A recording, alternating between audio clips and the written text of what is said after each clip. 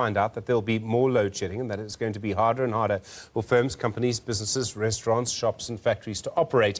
There's now more evidence that young people are also spending a large amount of the very little money they have trying to find work. In fact, new research suggests that, in fact, young people are spending around 1,000 Rand a month looking for work. They spend around half of that on data, the other half on transport and other costs. Kristal Duncan-Williams is the project lead at the Youth Capital. They've been doing this research. Kristal, good afternoon to you. How are people looking for work? What are they actually spending this money on? So we wanted to do a kind of understanding of the cost of job seeking in the context of a post-COVID world. And, this was conducted towards the end of last year when people were sort of coming out of lockdown because there were some rumors around, we are doing things online. This should make things cheaper and more accessible for young people. And what we find is actually the costs have stayed pretty much the same comparative to the Siaka study conducted in 2019. Young people are still spending, as you say, up to 500 Rand a month on data, up to 500 Rand a month on transport, looking for work and going for interviews. And for most young people, these costs are just a barrier and prevent them from even, seeking opportunities. Where do young people get the money from? I mean, these are people who don't have incomes themselves, and they usually come from very poor families. Absolutely. So the majority of our respondents, and it was an online survey, so we understand that excludes some young people, but we had around 2,000 respondents, and the majority of them said they have to borrow money from a family or a friend in order to look for work. The majority of them say they have to choose between looking for work and going for interviews or buying food, and this is the reality for young people. Are there ways to make this cheaper? And I suppose the data side is really the easier way. It's much harder to make data cheaper or zero-rate sites than looking for transport. Absolutely. And I mean, there have been some kind of transport studies that have been done, and it's a more complex issue. But what we saw during COVID and the state of emergency is government using the state of emergency was able to put pressure on mobile networks to zero-rate educational websites. And so we start to see how this is possible to be done. And we have this platform called sayouth.mobi now that's, launched in partnership between government and Arambi, that is a zero-rated platform. And we're saying, how do employers tap into this platform? Because it doesn't cost young people any data to look for it. So it's possible to do these kinds of things. And other interesting interventions are the use of WhatsApp and bots. That kind of stimulate, your first round interview process. That saves young people, the fortune that they spend on taxi fare to go to an interview where maybe they have a 1 in 20 chance of getting the job. These preliminary interviews can be conducted via WhatsApp bots that, saves the time of the employer and saves costs for young people. So we have these technologies, and I think, as you say, they're much easier win than the transport question, which infrastructure and issues of reliability are a whole different kettle of fish. I think if we focus in on these zero-rated platforms and low data options, we might be able to just reduce this barrier for some young people. And Kristal, once we start talking about the price of data, I think you and I are never going to stop. But did you find that young people were aware of the fact that these sites were now zero-rated, and did they actually use them during the national state of disaster during COVID?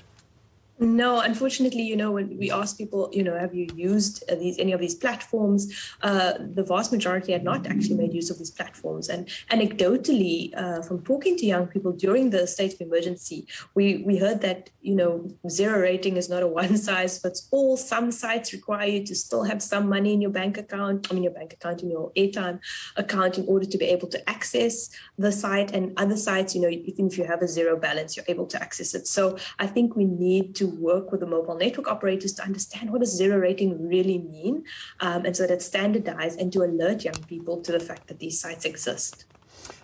Transport, obviously much harder. If someone wants a face-to-face interview, you actually do have to go. And I think many people, if they're going to employ someone, they want to actually meet them. They want to, maybe not shake their hand nowadays, but they do want to shake their hand, I think. They want to sort of say hello face-to-face, have 2 minutes just talking about, other things before you start the formal interview. All of those things still matter when you're employing someone. That does mean that transport costs are still going to be a problem.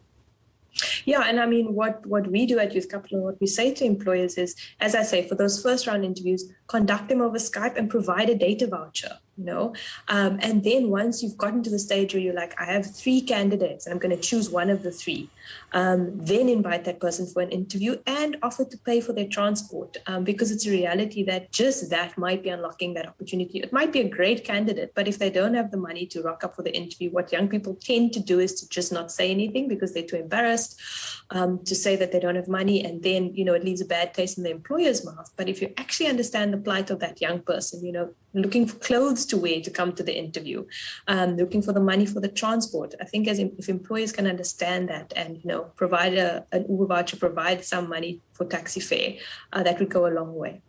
The other big issue here is, are people spending... So people are spending money looking for jobs, but do the jobs exist? I mean, are people actually spending money trying to go for jobs that don't really exist? And that's really the problem. Absolutely. And so, that's why we think, and we mentioned this in the report, cash transfers or income grants for young job seekers are one piece of the puzzle, reducing transport costs, reducing data costs. These are all pieces of a big puzzle. There's no silver bullet.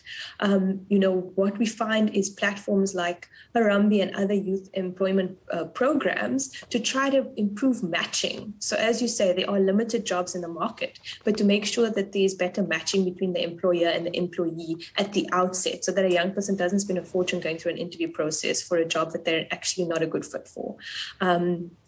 And so I think that's also one way we can reduce the cost for young people, because young people will print 100 CVs and hand them out anywhere they can. And that's not really going to lead to a job at the end of the day for most of them. And that's the unfortunate and sad reality. There was a discussion 10 years ago in 2012 at the ANC's policy conference in that year at Gallagher Estate. They said they were talking then about a job seekers allowance. And I remember then President Jacob Zuma saying that he was personally against the idea because we should not be a nation of social grants. It seems the debate on that issue has changed significantly. Absolutely. And I mean, if you want to hear more about, some research into cash transfers, you can join us for the launch of our report on Thursday. We'll have some researchers on the panel who are going to be unpacking, again, as I say, this is just one piece of the puzzle and what other mechanisms need to be put in place, because as you say, we could put a lot of money into providing some kind of allowance, however the person qualifies. But if we don't have these other supportive mechanisms in place, we're actually just throwing money at a problem, and it's not going to result in the outcomes we want, which we have seen for years in terms of the rates of youth unemployment. So we really need to think about this in a holistic way if we wanted to have real impact for young job seekers. Kristal, there are many other aspects to this, and the one we haven't touched on is education. The fact that young people are not necessarily actually prepared. They've been betrayed by the education system, I would argue. And that means that it's not just that they don't know necessarily how to look for a job, it's that the jobs that they're able to do no longer exist, and they don't exist in the global economy. Everyone keeps talking about a fourth industrial revolution. I'm not convinced, I'm afraid to say, that our education system for the majority of people in our country is keeping pace. Are we actually falling further behind? Are we at risk of making the problem worse rather than better? Yeah, and I think, this is why Youth Capital's action plan thinks that you need to look at the entire journey of young people, and education is the first section of that journey. And, we've got 10 calls to action. 4 of the 10 sit under education, because exactly as you say, we're not setting young people up. We're not supporting them to be prepared for the world of work. I often say that I see life orientation as such a missed opportunity. It's a subject every child has to do in school. And we should be using that to equip young people with the soft skills and the skills they need to navigate the world of work. Financial literacy, how to do a budget for yourself, so you have enough money for transport for the month to get to work, etc. And the fact that our vocational colleges have not been upgraded, the infrastructure is terrible. We can't attract industry experts to actually teach young people in the current ways of thinking. So young people come out with a qualification that's actually useless. And these are all much bigger conversations that we need to address urgently if we are going to equip young people to actually be ready for the world of work. Kristal, Duncan-Williams, thank you. Project lead at Youth Capital. I do appreciate the time. Important research there, just putting the spotlight once again on the problem facing so many of our young people. Well, in other news today, the special